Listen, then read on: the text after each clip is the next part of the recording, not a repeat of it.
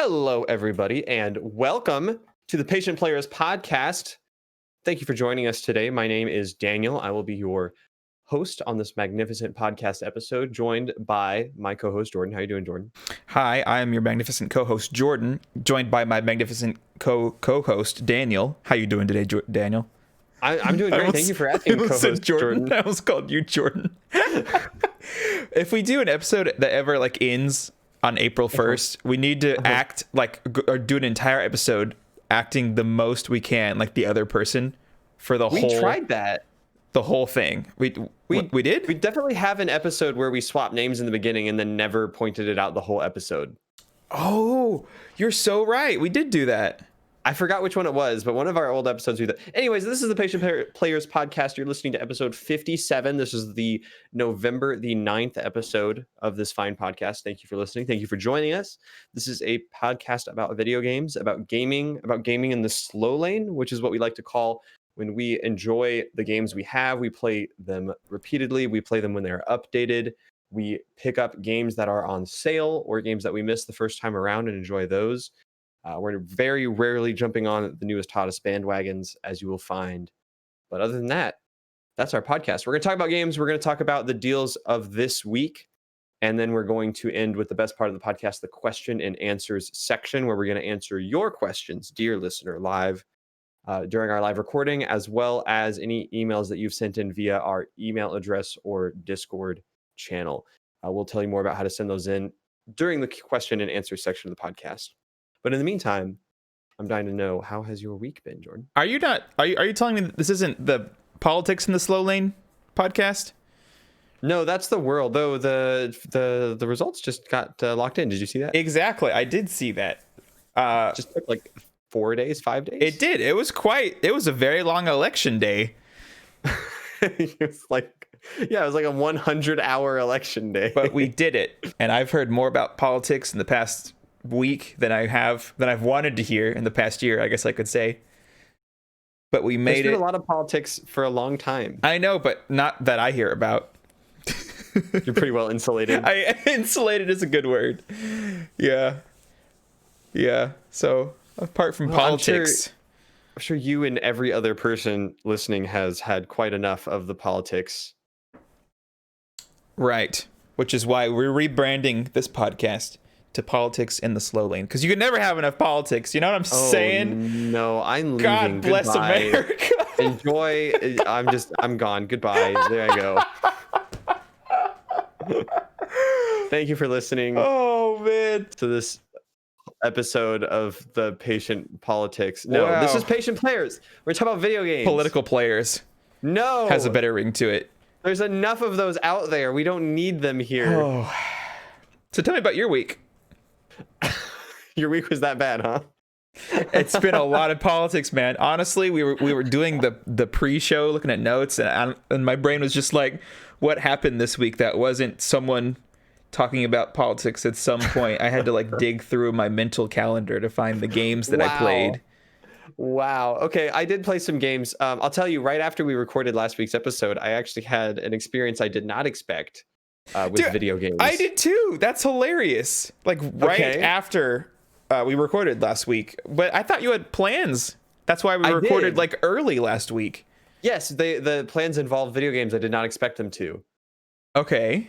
So I work with the middle and high school students at my church. So we had a fun day out at a local arcade / laser tag / bowling place. So we had a bunch of kids there and we were hanging out.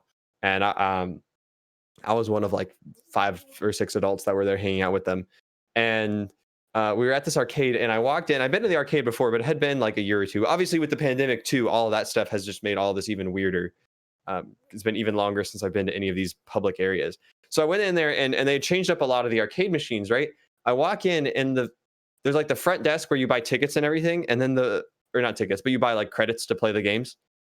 And the very first machine they have, this astounded me. The very first machine they have is Fruit the Ninja. First one you see, no, not Fruit Ninja. Is Flappy a Bird. big open area that's roped off, and there are 4 Vives Oh, wow. dangling What? from like those apparatuses where the cords go up and they like let you walk around in VR. It was this giant VR space for 4 people that you go in and you basically do like a 4-person you're all back to back shooting at like robots and stuff that are coming at you defending each other Whoa. like a last stand thing. And they were you would pay $5. It was $5 a person to go into this little VR thing. I didn't end up doing that because right behind that is a Beat Saber VR arcade machine. No. Yes, 100%. There was just How does that work? Did it also have a Vive just dangling there? Yeah, yeah, there's this big, like, picture an arcade machine, right? So it's like a big box with a big screen, but the screen is like from floor to ceiling. It was probably like 8 feet tall, like this huge screen. And there's just a Vive dangling down with like the whole head clamp and everything. And then the controllers, because they have to keep them locked down or people will take them, right? They're also like wired up into this apparatus, these huge, dense controllers. They're not the normal Vive controllers. And because we're in the middle of a pandemic, they had like these face wipes next to it. Nice, nice. It was the weirdest thing because the game told you to sanitize the headset. It was straight up like as soon as someone finished playing, it would be like doing the demo reel, right? Of like, here's how Beat Saber works. It would just show some dude playing Beat Saber. And you're like, I want to play. You swipe your game card. Also $5 to play, by the way. Wow. $5 to play Beat Saber. So you swipe your card. I did play it. So you swipe your card and it's like, oh, boom. The first thing it does is the screen just goes completely black and it just says, sanitize your headset. And there's like, you grab the wipes and it tells when you put your hand on it to wipe it. And it won't move on until you've wiped the headset all the way down. Wow. And then it's I like, wonder how quickly they made back their money if it's $5 per game. $5 Like, how per much game. is a Vive again? A Vive, when it first came out, was pretty expensive. I think the Index, the new one, is like 1,000. So I think the Vive was like 600 or something. Wow, crazy. So you wipe down the headset and you put it on and it goes through like the little tutorial. And then you just are playing Beat Saber. And, like most arcade stuff, the hardware gets super overused and abused. So like the clamp to tighten it was like unclamping on its own. It was super loose and that was annoying. But I tried it and I played it. And like if you get too close to the screen, you know how there's like the Guardian system in the Oculus? It didn't have that, but what it had was just your entire vision just goes to this repeated tiling of the phrase, please move back, please move back, please move back. So that you wouldn't like punch the screen while you were playing. I'm looking at a picture of it. It looks awesome. It was pretty cool. If you're looking at a picture, if you look at Beat Saber VR Arcade, the sign on the top that says Beat Saber VR, it's like a holographic projection. Like the words Beat Sabers are like rotating around with this holographic projection that looks super cool. Anyways, I paid $5 so that I could impress a bunch of high school students at how good I am at Beat Saber. And I think 3 or 4 of them also paid $5. And I was sitting there like, man, this feels bad. I think we spent like more money than buying the game Beat Saber costs to play Beat Saber. Crazy. Oh my word. I've thought about bringing my VR headset for the students to try it out before, but like the logistics of getting, and especially during a pandemic, of getting 20 kids to try VR is like, that seems impossible to me. So I need to talk with the leader of the group and see like if there's any way we could do that, because they loved the game. It would be super cool to allow them to play it without paying so much money, because they thought it was fun. But yeah, I got the 5th highest score for the month. I got the highest score for the week. Very nice. That felt pretty darn good. Now, the question on my mind is, how much of butts did it look like when you've now adapted to HQ VR high def plus max? Well, it's Beat Saber, so like the visuals are just like colors, right? Like it's not super high fidelity no matter what. But what the worst thing was because that clamp wasn't tight enough, I couldn't get that sweet spot, like that VR sweet spot. So it was like a little bit blurry no matter what I did, because as soon as I let go of the headset, it was like a little bit up on my face. So that felt bad. But I didn't know that was a thing. I don't know how I didn't expect that to become a thing. Like, of course it would, right? Like you go from old arcade games like your Street Fighters and your Time Crisis and your Pac-Mans, and then you go to like okay, now they're all just mobile game ports, right? Yes. Like Yeah. Fruit Ninja. I did say I got the daily high score for the Flappy Bird knockoff, and I got like 800 tickets because I'm really Nice. good at Flappy Bird. But then like I didn't think that like of course the next step in arcades is like VR headsets, because the whole point of arcades is they have hardware that you don't have at home. And Mm-hmm. like so many people don't ever like get a chance to do VR that would make sense, but it just didn't click that that's where it was going. They had a kayaking VR game. Ooh. Like, you know, those arcade games where you like there's like a whole plastic like motorbike or kayak or whatever, and you get on and you're like using these big paddles. They had Yeah, that, but it yeah. just had a headset you put on, and I was like, that makes I wonder sense. if that was also a real game. Do you think? I had never heard of it before. There is a VR kayaking game called Covert Ops or something like that. It's like a tactical kayaking game where you like shoot guns and stuff. Okay. But it was not that game. It was just like a racing game. So that was weird. I don't have a whole lot else to say other than I played Flappy Bird and shot basketballs at a hoop and like played with kids at arcade. But like VR was there, and that was a weird thing that I was really familiar with. At like, oh, there's Beat Saber. It felt like when I was a kid, I used to play. I had a Dance Dance machine at home, and I would play Dance Dance at arcades. Everyone would be like, "Whoa, you're so good at Dance Dance!" But it was like I was playing Expert Plus Beat Saber, and everyone was freaking out about it. Yeah, I was gonna say like it really is like the next generation of like Rock Band or Dance Dance, where it's a game you can get at home, but not everyone does. And then when you can play it at an arcade place, man, I miss Rock Band so much. I still can't believe they like went under. I think they basically went under because like it wasn't like profitable anymore.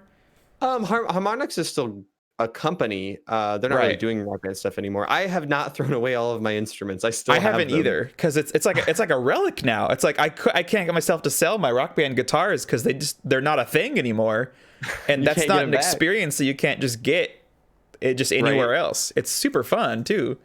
Yeah. That was kind of the thing that happened right after the recording. Was just I was like, this is so weird that there's just these arcade VR machines that we can use now. What about you? What happened right after recording for you?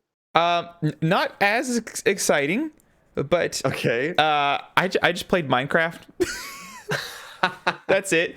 Because if you recall, a friend of the podcast, Judah, was in one of the Discord channels when we finished recording, so I dragged him in, and me and him talked for like a few minutes before you had to go.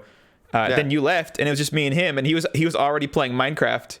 So I was like, hey, I'll join him, and I hopped in Minecraft, and I ended up playing Minecraft with him for the next like 2 to 3 hours, because then friend of the podcast Keaton joined, and then the Questionnaire of Brilliance joined, without even knowing we were already on. People were just getting on the server just all at the same time, and we were all sounds so fun. We were all just playing Minecraft. It was like that place in my heart, you know, that special place where it's like, we're just doing dumb things in Minecraft. Judah kept killing himself on my body because my armor has thorns, so he would just take all his stuff off and just start punching me while I'm just doing my own thing, and he's just running after me, killing himself. And then we also did like trick-or-treating. We had a pumpkin party. I threw, because that was Halloween, right, when we actually recorded. It was, yeah. I threw potatoes all over someone's house. It was fun. It was very Minecrafty things to do, where it's just like, we don't actually have a goal right now. We're just messing around. So you didn't TP their house, you just P'd their house. Exactly. I think Keaton potatoes potatoed their house. I think Keaton must have spent, I think, all 3 hours looking for a pair of wings in the end. And then he found some, and then he got lost and spent another couple hours trying to get out, and then he died and lost all his stuff, like the wings, a bunch of enchanted stuff. It was very sad. That's like the only thing he did the entire time, and then he died at the end of it. Yeah, so it was a great Minecraft time. Okay. But like I was playing, and I was like, this is not what I expected to do today. Like just play Minecraft for hours upon end. It really took me back to the old days. As a reminder, if you're listening, we do have a way to hang out with people and play Minecraft through the Patient Players Discord channel. So over on patientplayers.com/Discord, that gets you into the server, and there is a Minecraft channel. And there's even a way to sign up to be a part of the Patient Blocks group, where whenever someone's playing, like Jordan was talking about, you can at the Patient Blocks, and everyone who's interested in playing will get notified. So that's a good way to get some of those little groups going. Yes, it is, Daniel. Yes, it is. It is indeed. I wish you played that Minecraft more.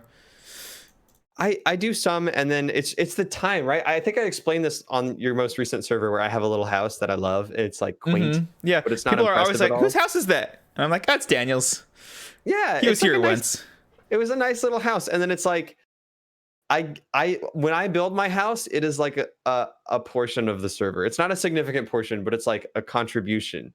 And then I leave and I come back, and there are towns and kingdoms that have risen and fallen in my wake. around your house Yeah, too. and there's like my house becomes like a scar on the earth in the middle of this like Mona Lisa masterpiece of Minecraft architecture. And I'm like, oh, the lot has happened, right? I'm like, don't worry, I have like a stable source of food and like some iron, and then you have like wings and a 3 times enchanted perfect pickaxe, and I'm like, no, dude. So the Nether update came out forever ago. So this last Saturday was, I think it was Saturday. That day we played was basically the first time I got to interact with all the new content. So Okay. I spent most of my time actually looking for the new ore you can find to upgrade your diamond stuff, which is is it new ore or is it upgrade ore? it's new ore that you Okay. use to upgrade. So for the first time ever, when the update came out, you can have better armor than diamond. And I think it's only slightly better in terms of stats, but the best part of it is that it floats in lava. So if you're a garbage player and you fall in lava, your stuff will still be there, just floating. All of your tools, if you upgrade them, all of your armor, you can That's still. pretty cool.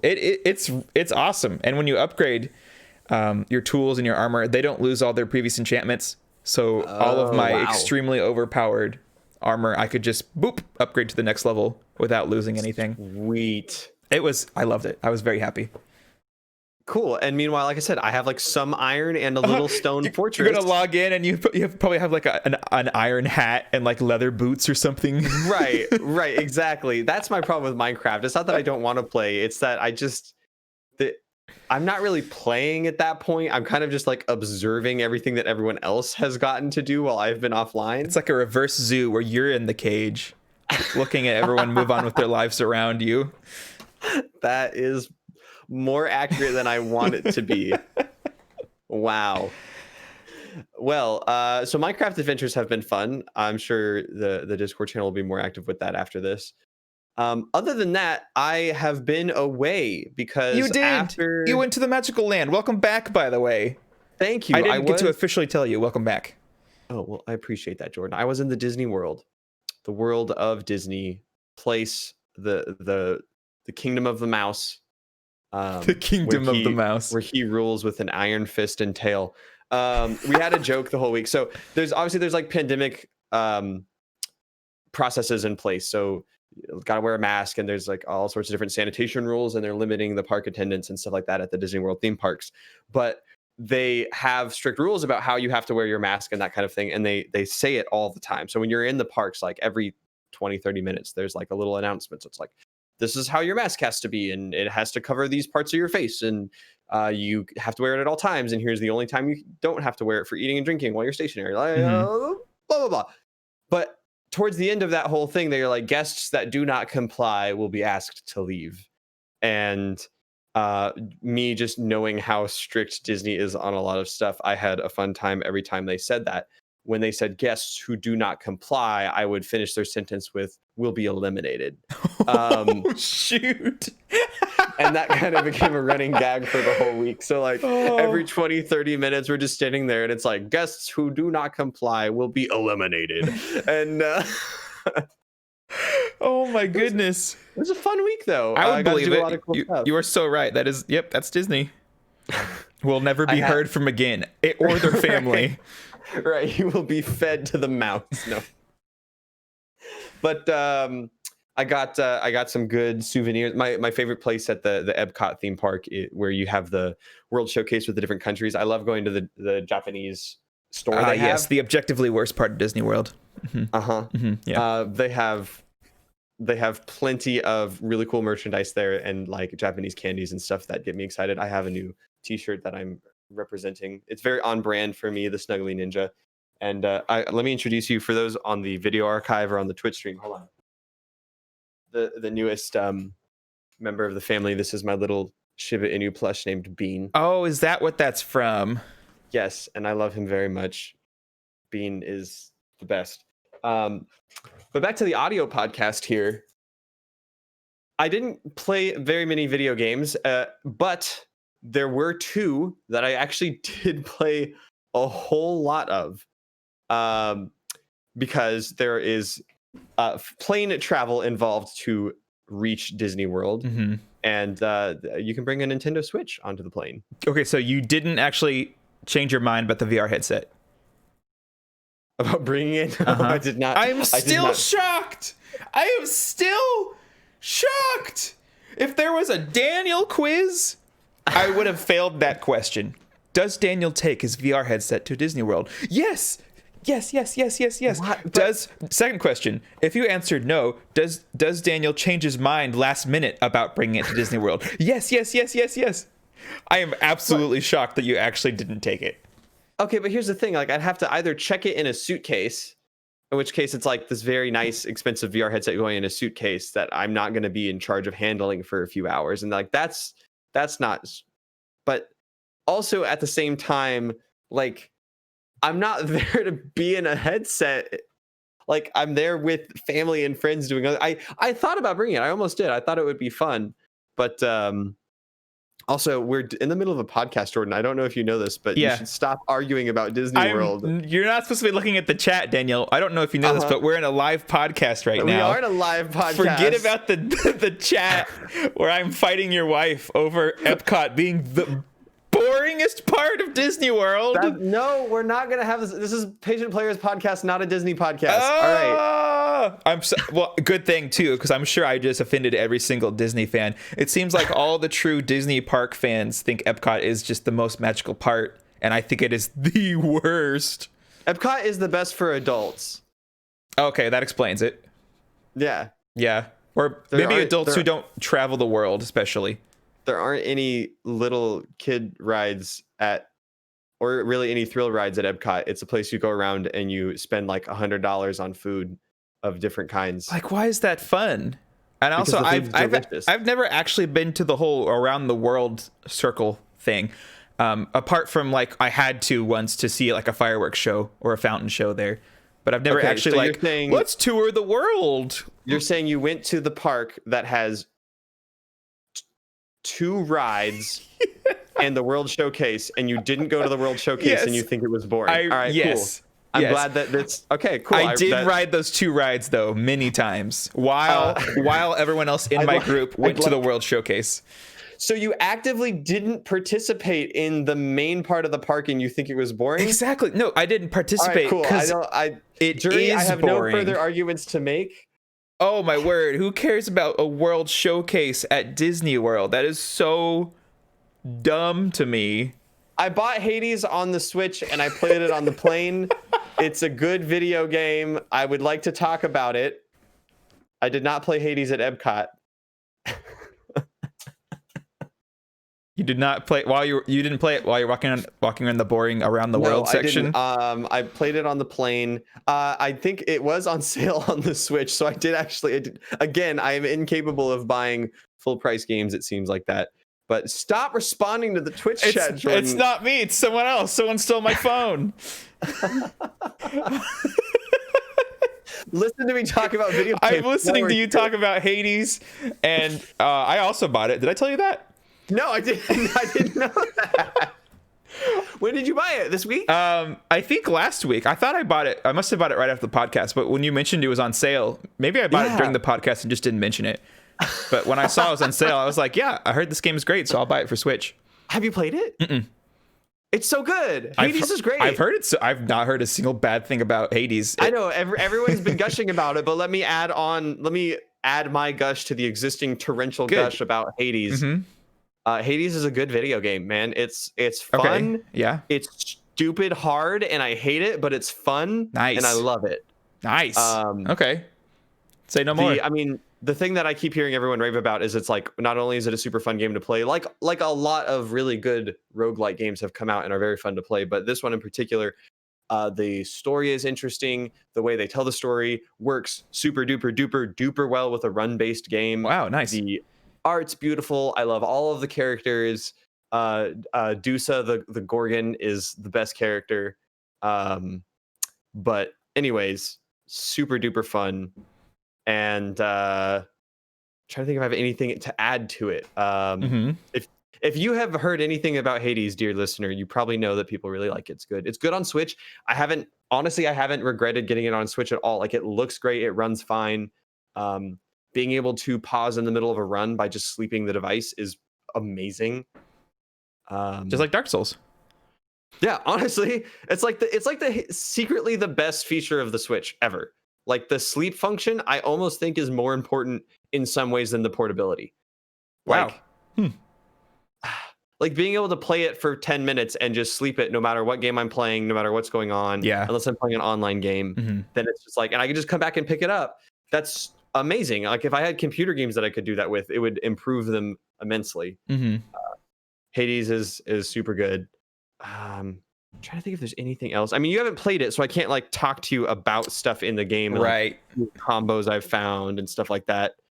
Do you have any questions about Hades? No, not really. Okay, no, you should play it. It's good. Just that I think it's crazy that I got a game based off of just everyone saying it was so good.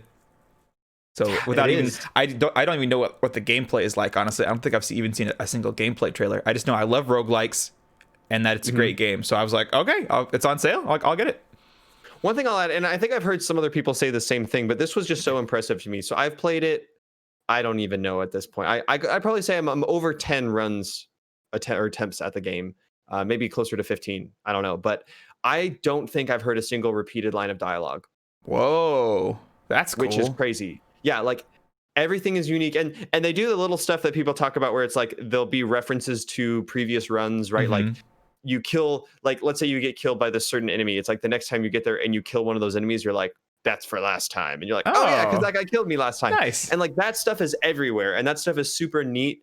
Like you'll die and then you'll come back to the hub world after dying and they'll be like, oh, this thing killed you, right? Or if you pick up like a bonus from one of the gods and then like they notice you're at low health, they'll be like, you don't look so good. And like those little touches are nice, but even the way that like if you do the same thing 4 times, like they'll say different interesting things every time. It's so cool. It's super duper cool. Sweet. So that was one of the games you played on the plane, I assume. Yes. You mentioned a second one? So there's another game I played this week, but on the plane specifically, at your recommendation, I did pick up Part-Time UFO.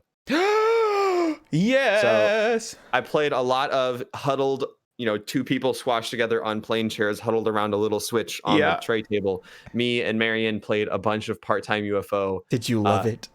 I did love it. That game is very high quality fun. It is so good. Goofy. And the amount of times it was like we have 10 seconds left and we're panicking, and then one of us just screws it up so bad that we just, whatever we're holding, we just wrecking ball the whole tower and laugh and just kind of want to cry, but we laugh anyways and we try it again. It's a great stress test for marriages, see how much you can put up with your spouse when they just ruin all of your hard work. Are you able to look at them with love still and be like, I still love you, but I don't like you right now, or that doesn't happen, either one. Oh yeah.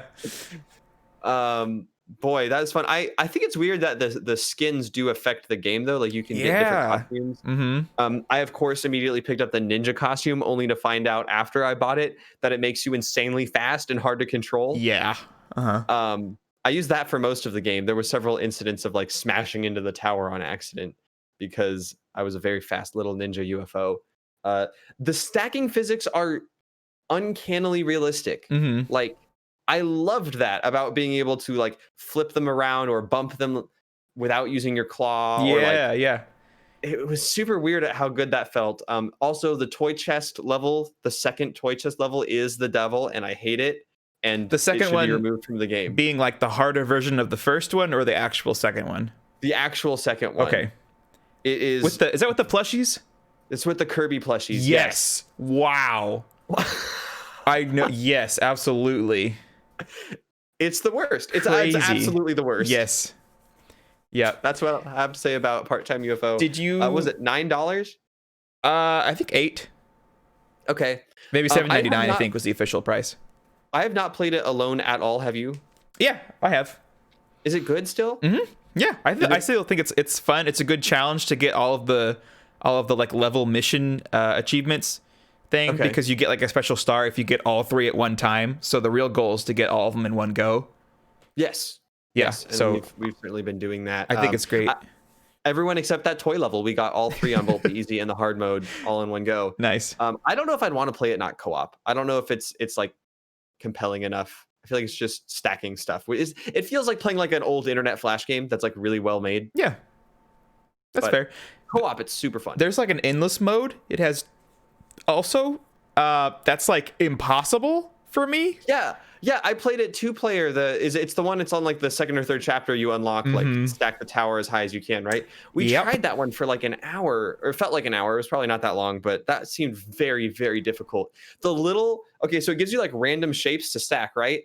The orange plumbus looking guitar thing is the devil. It's the worst. Yeah. There's no way it fits anywhere. Yeah, I don't know how you're supposed to get to. I think like 50 meters is the final achievement you can get. I didn't get any of them. I tried a bunch of times and I was like, I actually don't think I can do this. This is really difficult.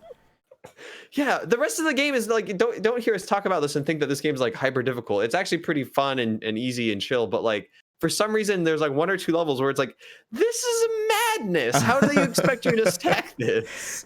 Yeah, it's cool that it came from being a mobile game.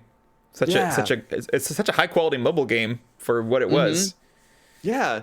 Now, on the talk of high quality mobile games, the other thing I played a whole bunch at Disney was I did make sure to get my daily Genshin Impact in. Oh, good.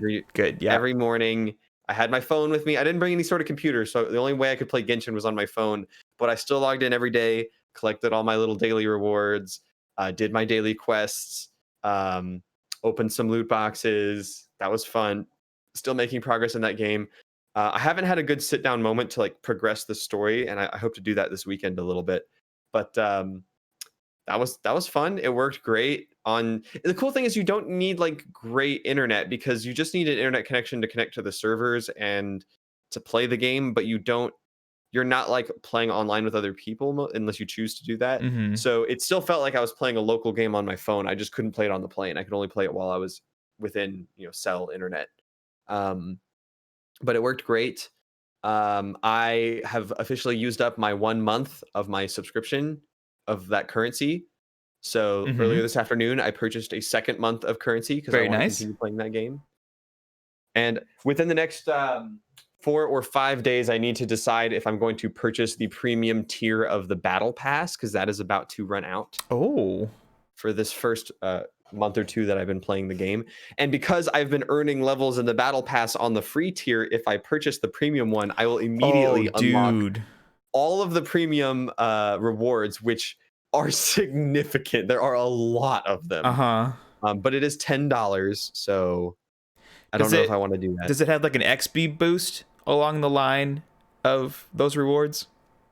What do you mean an XP boost? Like my characters will be getting XP faster? Yeah, or like the battle pass would have leveled up faster if you had bought it at the beginning. No, so that's good. You can complete the challenges to get XP for the battle pass. You can purchase the premium tier. You can spend the premium currency on levels.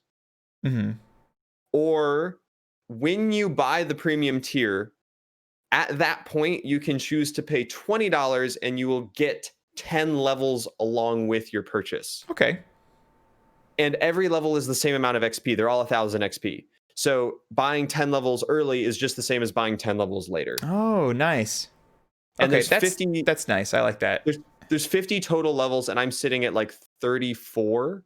So I don't think I'm going to spend the $20, because I don't, even if I purchase the premium tier with the plus 10, that would get me like level 44, 45 or something like that.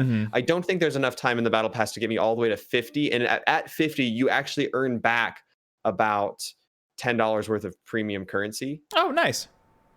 But I don't think that's going to be worth it to me for me to spend the $10 to get that. Right. So I think I'm looking at just buying the upgrade because I will get an immediate huge dump of the three things it gives you is like the money you need to do everything in the game, the character experience points, and the weapon experience points. So those are the three things it gives you a whole lot of. So that's Genshin. Still really fun. I hope to talk about it more.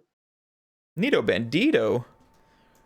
I picked up a new mobile game this week, actually. Okay. Because thanks to good old Apple ecosystem, the bundle, Apple One, which released. What? So Apple released the Omega bundle, where you pay for it, you get all of their services at a little bit cheaper. So, honestly, didn't know about that. What are services? Is it like music and games and storage and arcade, TV, iCloud space? At higher tiers, you get the news. You get their new fitness program. Is the news not free? News Plus. You get News Plus, which is like actual like news sites that you have to pay for, usually online, that are just included in that. Oh, okay, okay. Yeah. So I've been like looking for people to join my family plan to make it cheaper, and I found one. It was a lot harder actually to find people. I thought a lot of people would be more willing, but I've only found one person. But it helped the price a lot go down. So I subscribed to that now, which means I'm back being an Apple Arcade subscriber. So I thought I would try out a few of the games, and I tried out Crossy Road Castle.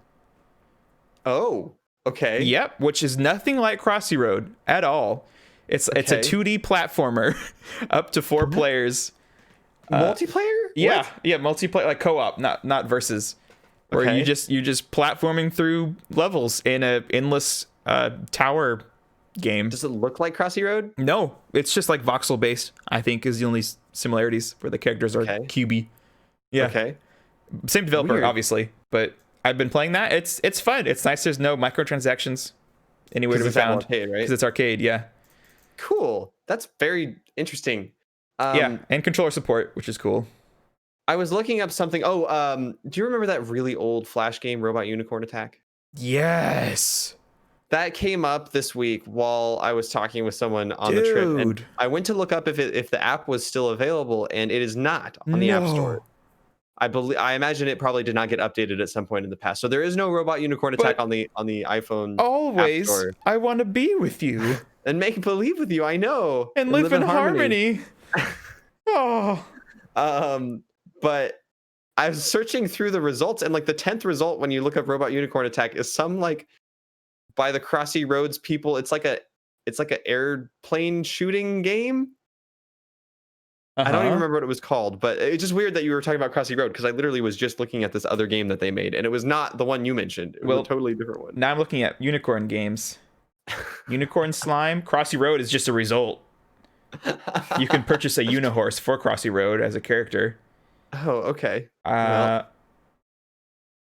I don't see any other ones by them, but that's interesting. Yep. I did forget to mention something. Those were all the games I played this week. Genshin, my Switch games, and some of the stuff at that arcade. I was going to mention at the arcade. So we went there on Halloween, right? So I have a Halloween costume from a few years back that I wore, which is the Team Rocket Grunt from Pokemon Red and Blue. Oh, very nice. You know, the classic video game character. Mm-hmm. And so I have, as you can see on my wall, if you're watching the video, I have like some Pokemon stuffed toys that I like take with me when I wear that outfit to be like, oh, I stole these Pokemon. Ha ha ha. I'm Team Rocket.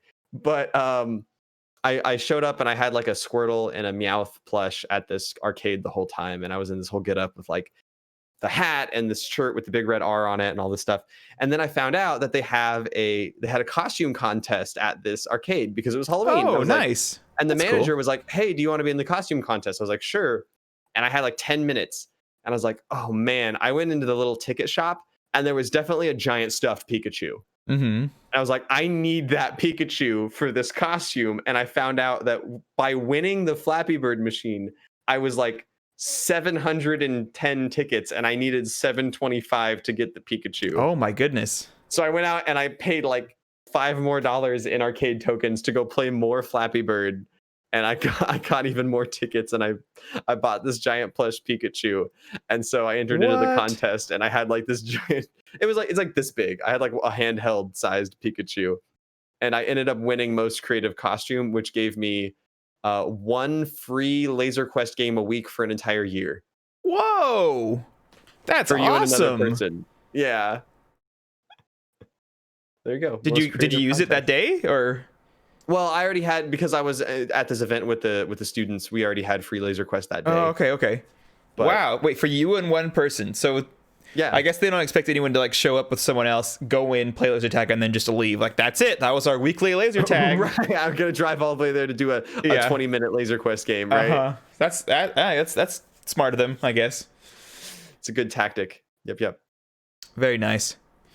So that was kind of my weekend video games. Did you have anything else? Yeah. Well, while you were away at Disney, sadly, I played some Overwatch on I think Monday night, or was it Tuesday? I think it was Monday night because the Halloween event ended on Monday.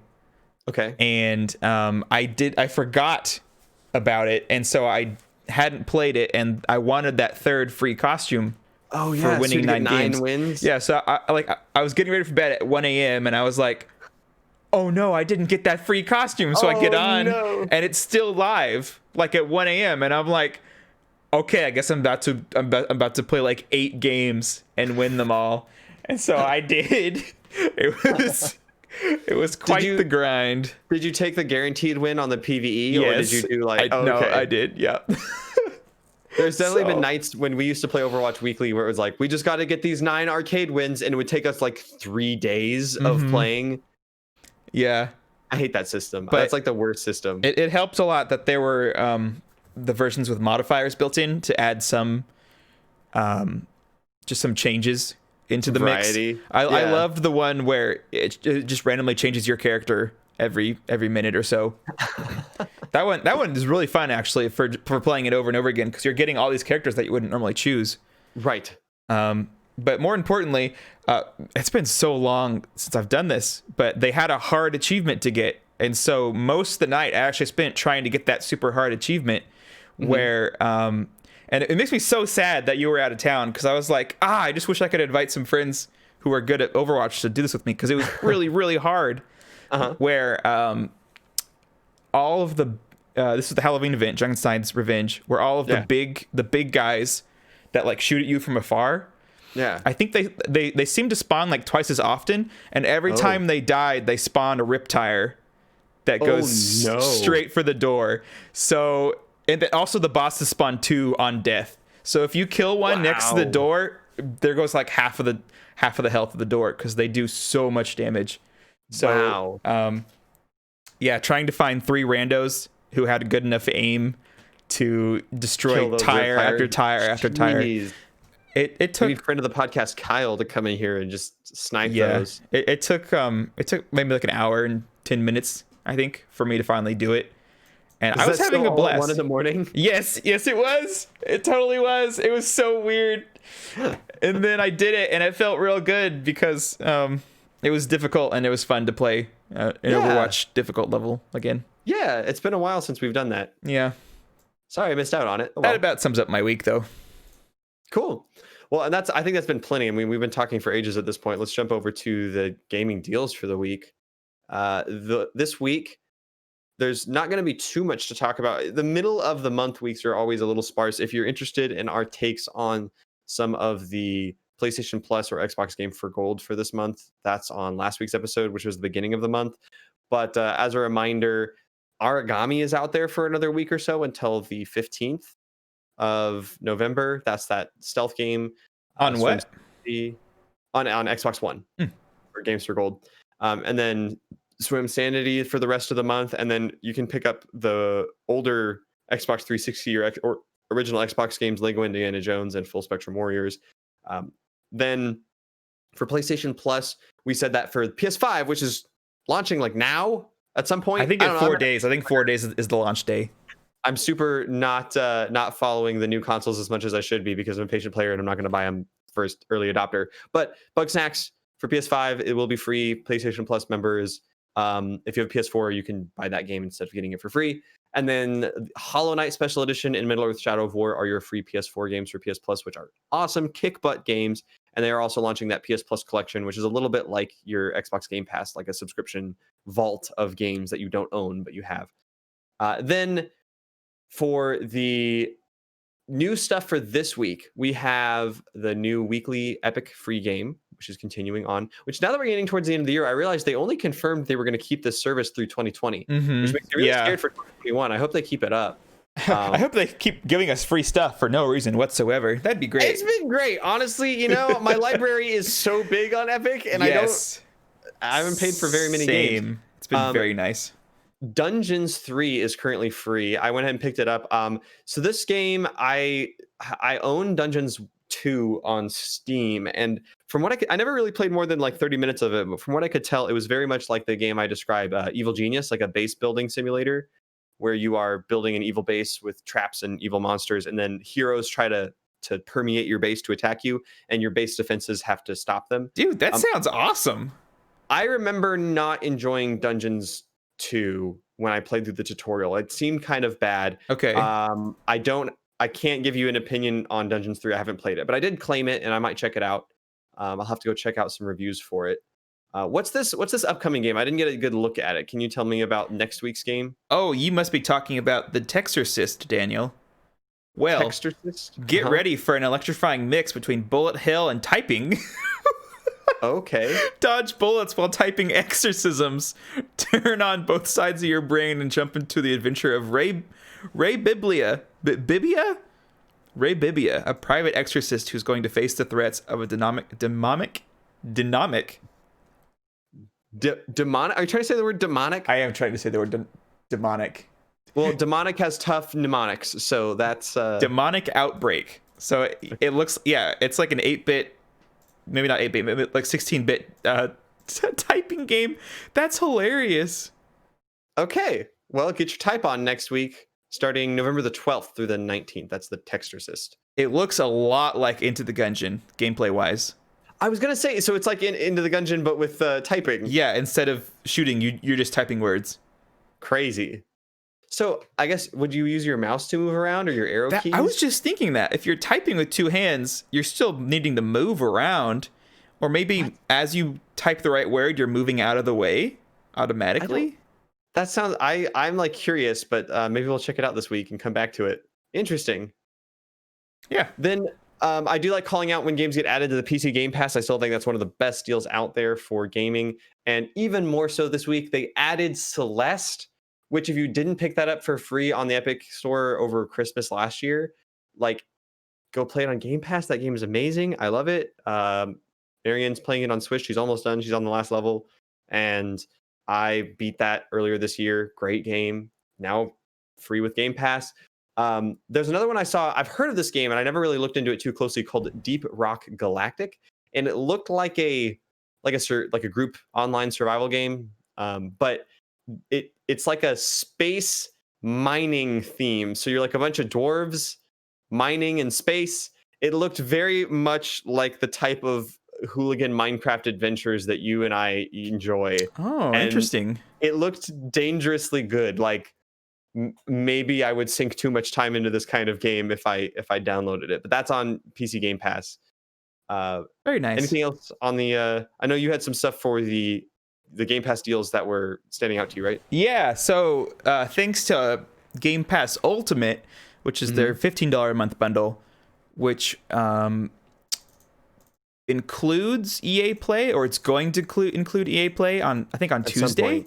Yeah, okay. So this Tuesday, it's going to include EA Play games, which they're also adding on this Tuesday, Jedi Knight Fallen Order. So, that's right. Which is a wonderful game. So if you don't have that, and if you have Xbox Game Pass Ultimate, you can play Fallen Order thanks to the EA Play inclusion in that bundle. The DLC is not included, though? There's DLC? There is DLC. What? There's at least one DLC. Isn't there like a battle arena? Oh, I think that was just an update. Pretty sure that was a free update. I'm also pretty sure there's DLC out there, though, right? Fallen Order. I'm gonna look it up. I would love it. Well, maybe not the battle arena thing, but I would love if they made a DLC for that game. I say that I actually haven't beaten the game.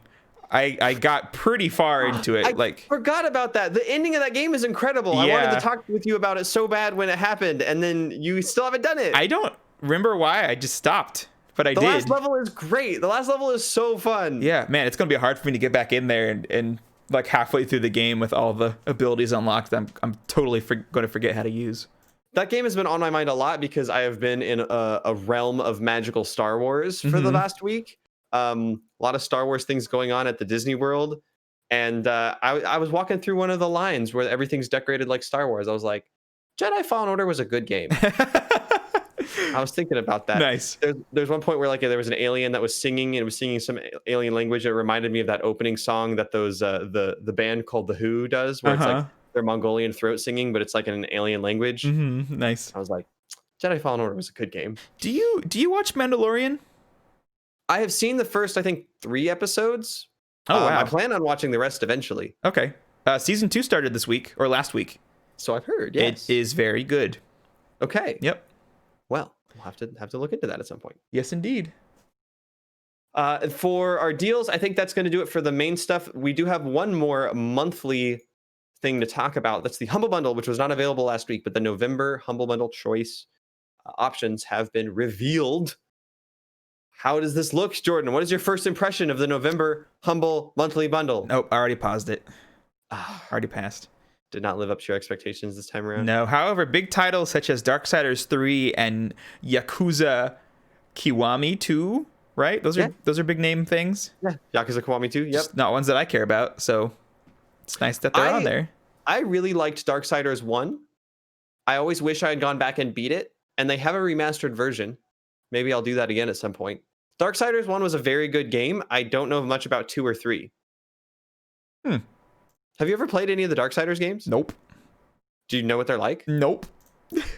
Oh, they're basically like really good Zelda games. That's interesting. Yeah, like it's an action RPG, but then you have like cool items you're unlocking that like very Zelda. Like you go into a dungeon, you get an item. That item helps you in the dungeon solve puzzles and do challenges and stuff like that. I don't think I really like Zelda games. That's fair. Yeah. I mean, you can't appreciate the beauty that is Breath of the Wild. So, like, if you can't get that, why start with any Zelda game? I can appreciate 120 hours of it. Well, appreciate is one thing, but obviously the impression you came away from it is wrong. So, oh, you mean walking simulator? Yeah. Obviously, you weren't gliding enough. It's really a gliding simulator, Jordan. Maybe that's why. Any other deals you want to call out? I think that's it for me. That's it. Yeah. Okay. Well, you've made it, listener, to the best part of the podcast. This is the question and answers section of the podcast. Here is where we're going to answer your questions either live through the Twitch chat or via our email or Discord. You can send those questions. Think of a question right now. Bring it in your head. Bring the forefront of your mind, the frontal lobe. Envision it. Email it to patientplayerspodcast@gmail.com. Again, I'll say it slowly. patientplayerspodcast@gmail.com. And we're going to receive that email and talk about it here. You can also go to patientplayers.com/Discord to join our Discord server, hang out with us throughout the week, and send us questions in the podcast questions channel. And in the meantime, we have a couple questions to go through via that email. Will you take us away, Jordan, with the first email? Yes, sir, Mr. Daniel Podcast. Our first email writes, Dear Patient Players, because I love Among Us so much, I have 2 Among Us related questions for y'all. Ooh, do say. Number 1, what is your favorite pet or hat in the game? And number 2, do you like playing the normal way or hide and seek better? And this comes from writer of the podcast, Miranda. Thank you, Miranda. Wonderful questions as always. These are tough. The hat one is so tough. So like the hat or pet. I love all of the jokes and memes with the mini crewmate. Like it's so hard to beat the mini crewmate. I don't think they're my favorite though. They're just little mini crewmates. I'm going to need to see a list. It said hat or pet. There's a lot of both of those.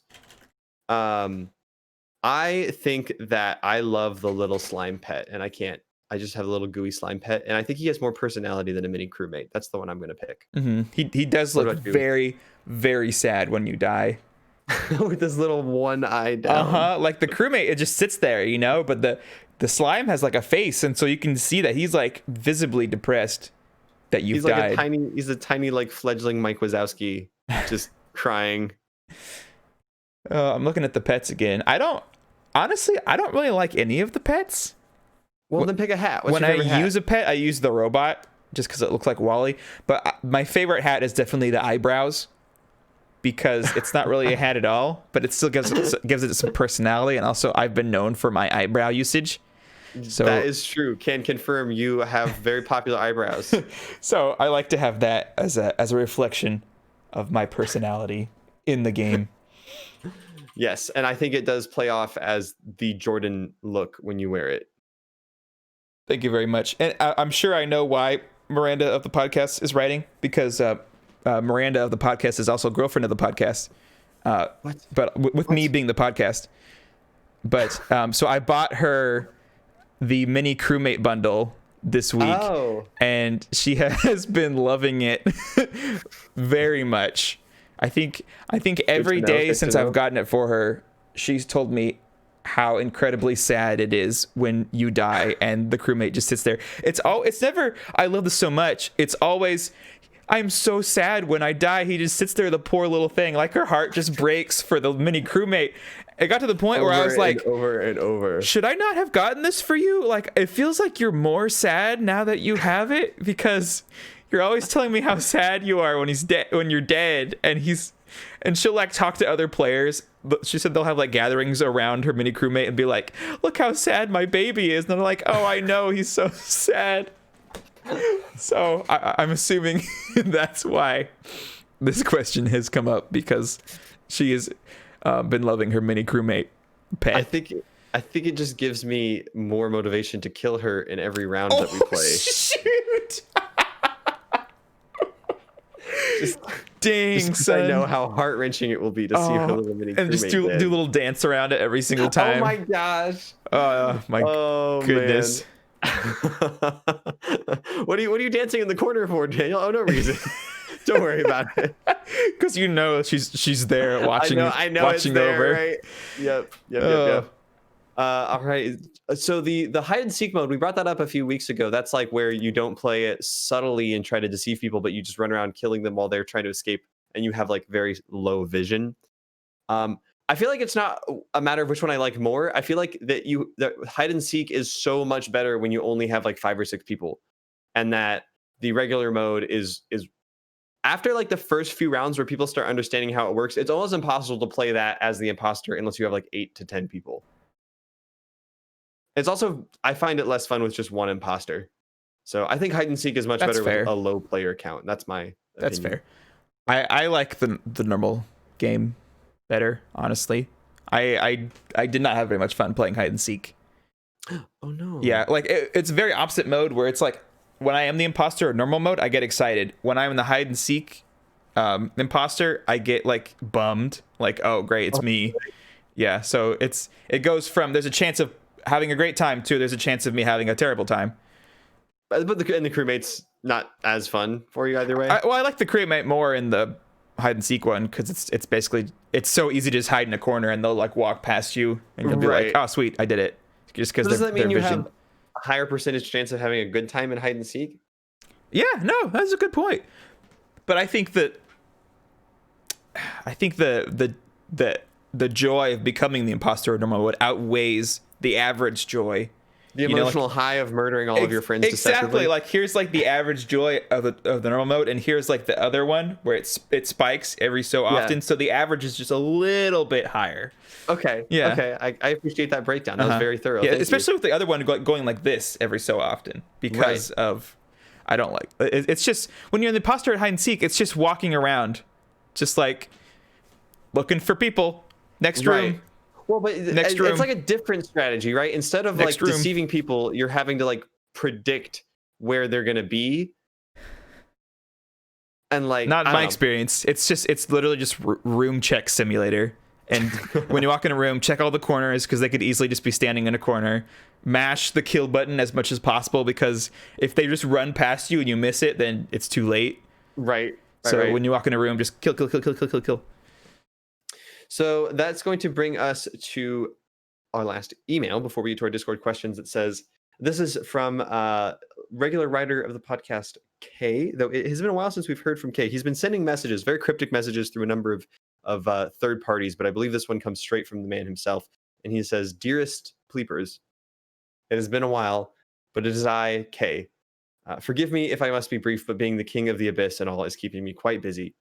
So how have you been? For me, it's been pretty good. The wife and kids keep me pretty busy. Oh, did I mention I have kids now? It turns out that demonic pregnancies are pretty quick. Also, the man is the one that gets pregnant. Anyways, on today's question. Demons are seahorses, confirmed. Or are seahorses demons? Dun, dun, dun. With the new console generation coming out, I've often asked this question on my mind. What would my best theoretical console be? What company or companies would make it? What are the specs or extra features? Would there be any gimmicks like Nintendo has in their consoles, or would I keep it a mostly pure classic console experience like with Sony and Microsoft? That's all for me now. Got to get back to work. You know how it is with jobs and such. Love, but only platonically because I am a taken man. Okay. I love this question. This question makes me very excited because it's a subject I'm very passionate about. Okay. Share your passion with us, Jordan. That passion is... Ugh. Here it comes. Here comes the passion. Here comes the passion, folks. Consoles had built-in keyboard and mouse support, they would be perfect. I would never for ever a second consider being a PC gamer if consoles had keyboard and mouse support. That's my passion. Like, not having to deal with all the stupid OS updates, things just randomly breaking all the time.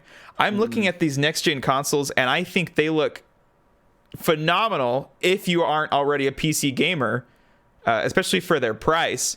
Because, you know, like, I already have all that stuff, and it's very nice, but it comes with the downside of being on a computer that breaks all the time, and I had to spend hours troubleshooting and resetting stuff that just isn't part of the console experience. And if I had a console that just let me use the superior form of aiming and playing most games, not all games, then I would never look back. Not on board with you, my friend. Not on board. You also, you do know that they have third-party peripherals that you can plug a keyboard in. And they work terribly. I owned one about 4 years ago, and it was terrible. Really? I also spent hours setting it up to be as close as possible, and it was still it was not the same. Okay. I don't know though. So like I disagree with a lot of what you said. I don't understand why, so I'm looking forward to you telling me why. I don't have any idea why you would disagree.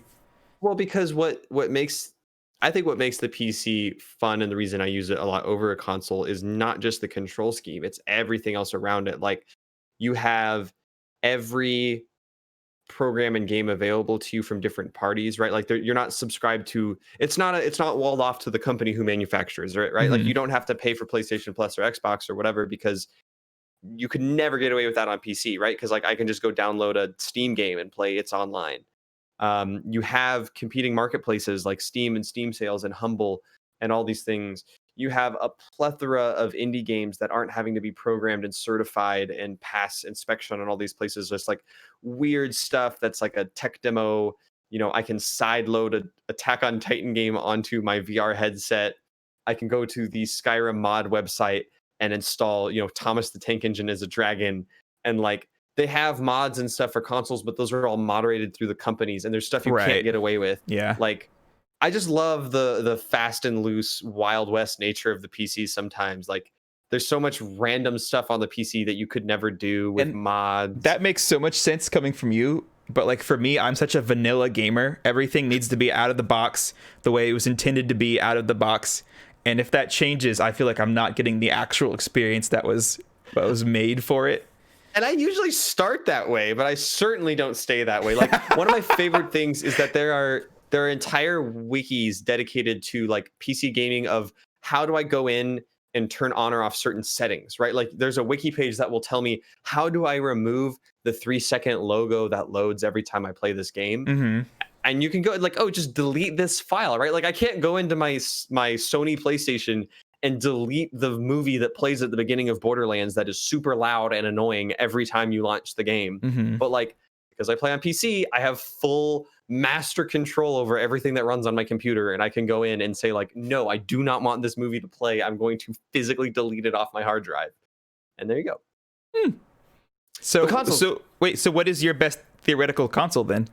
That's what I'm getting to. I think I have not really played much on modern consoles, and I don't plan on picking up a new one very soon because I like PC so much.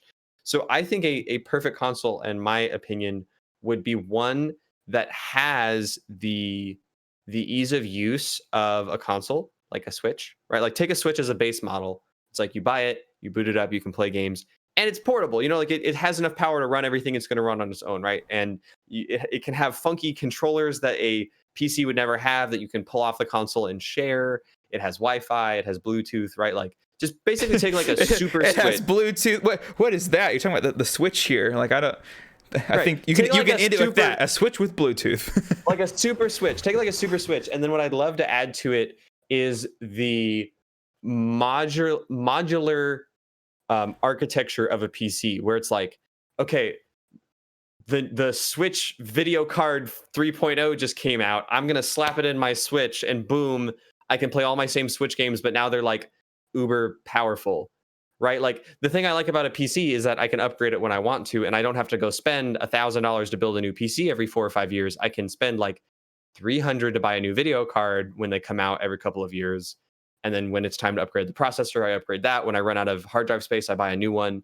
Like the customizable nature of the PC is its power, in my opinion. And so to take a game console and add that to it, what you would lose is the ease of use for people who hate that stuff. So like that's never going to fly in an actual market. So no one's ever going to make that because you lose what people like about consoles. Yeah, but I don't really care about that stuff. I like it being customizable and modular. And I think instead what we're getting are these not modular, but varying prices and power, like Xbox Series S versus Xbox Series X. Mm-hmm. And then whenever like the S Pro and X Pro come out and make this even more confusing, which I'm sure will happen in like 3 years, these like weird half-step consoles, it's like the iPhone market, where you're keeping it simple. Like you just buy a product and use it. You don't ever have to like upgrade a chip or upgrade the RAM or whatever. Mm-hmm. But what you're losing is like, okay, if you want a more powerful one, you just have to buy a whole new machine. Yeah. And like that's what I like about the PC and don't like about modern consoles or phones, is that it's just like, oh, you have one that's 3 years old, so it's just crappy. You have to spend $1,000 to get a new phone or whatever. I don't know how you get away with upgrading a computer and not running into a nightmare of problems with it. Every upgrade I've given to my PC over the past couple of years, something stupid has happened because of it. And that is probably the biggest issue for me, is like, if in a perfect world where I could just slap in a new thing and it works just as fine as it did before or better, great. But when I do add a new video card or a new processor or a new motherboard, something new is broken somewhere and it requires hours upon hours, or just me sucking it up and accepting a worse product for months because I just can't figure it out. I'm still waiting to send in my video card that I was given last year because it came with a broken fan, and I just never got around to sending it in for repairs. No, it's gonna burn out. And I'm not gonna. Well, it just makes a rattling noise.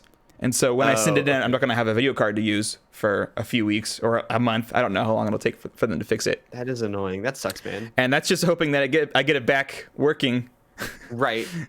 Man, that sucks a lot. I have experienced that. Like when I last upgraded my processor, do you remember the nightmare I ran into there? Mm-hmm. I do, actually. Yeah, I forgot about that. So I'll keep it brief because it could be a long story. But basically, I purchased a brand new motherboard and a brand new processor, the like Series 9 Intel processors. And your motherboard for your computer, the processor has to be the right size to fit the motherboard. And they were the right size. Like the motherboard straight up said, hey, I support this new type of video card that just came out, or this new type of processor that just came out. It's like, great, these are compatible. And I bought them, and my wife bought them as well. And we put hers together and it worked. And then we put mine together and it just didn't work at all. Ugh. And it didn't tell me why.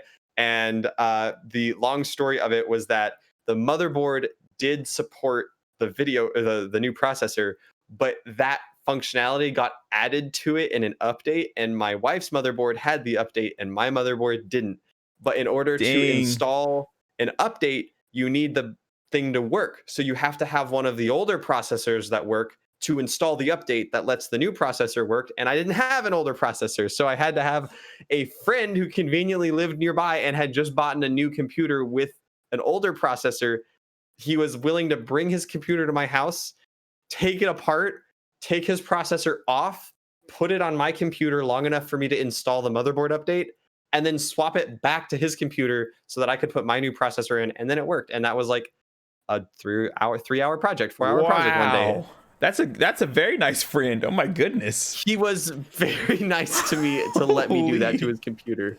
But at the same way, I find that stuff kind of fun, right? Like, that's my hobby. Other people have cars and their own nonsense that they like messing with. I like messing with computers. So it was like half annoying because I had to do this weird thing to get my computer to work that I spent a bunch of money on. But it was also kind of fun to like have my buddy over and tear down our computers and swap cards around and then like update it so it all worked. And then it worked and it felt great.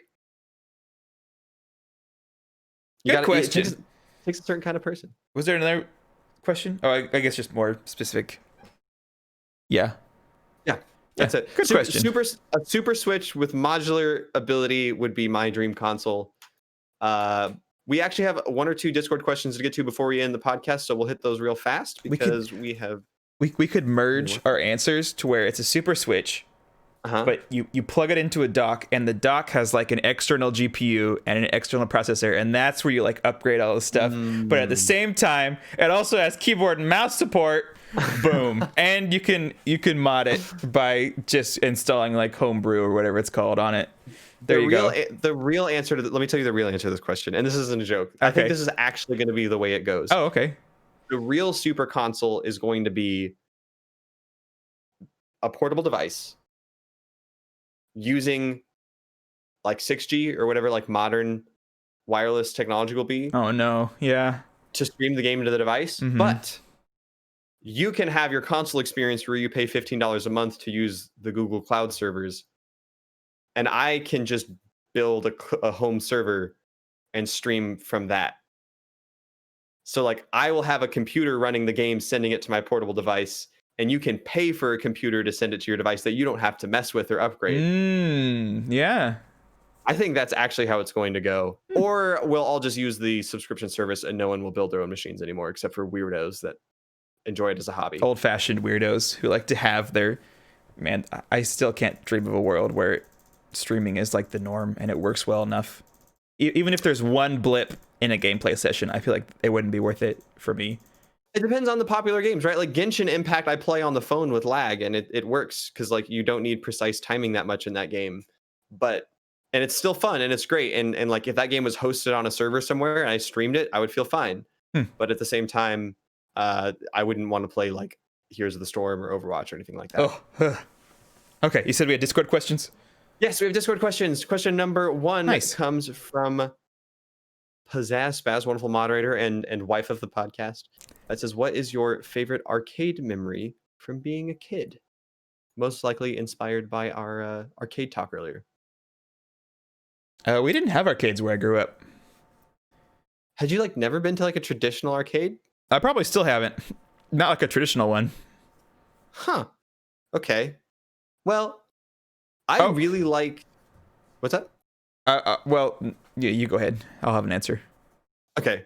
I really like the arcade game Time Crisis. That's the one where you have the pedal you step on, and your guy, it's a shooter, and your guy like pops out of cover and you shoot the guys and you let go of the pedal with your foot and you go back behind it. And it's at like every arcade place. And so growing up, every time I went there, I would look for Time Crisis.